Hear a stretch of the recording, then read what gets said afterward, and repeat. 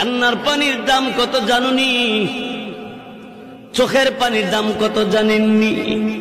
কঠিন কিয়ামতের ময়দানে আল্লাহ নবী জাহান্নামের পারে দাঁড়ায় দাঁড়ায় কাঁদবে আর বলবে, হে আল্লাহ, জাহান্নামের ভিতর আমার উম্মতেরা আছে, উদ্ধার কইরা দাও আল্লাহ, তাদেরকে মাফ কইরা দাও। আল্লাহ রাব্বুল আলামিন, আমার আল্লাহ তাআলা জিবরাইল ফেরেশতাকে বলবে, জিবরাইল, আমি আল্লাহর কুদরতি দরবারে পানির পাতিল আছে, পানির পাতিল নিয়ে যাও, আমার নবীর কাছে নিয়ে দিবা। নবীকে বলবা এই পাতিলের পানিটা জাহান্নামের ভিতরে ছেড়ে দেওয়ার জন্য।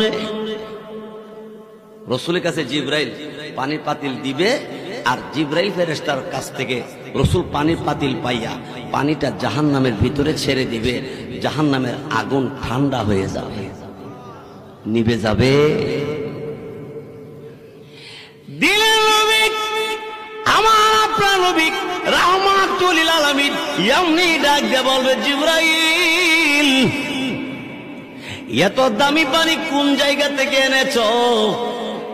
এটা কি হাউজে কাউসারের পানি?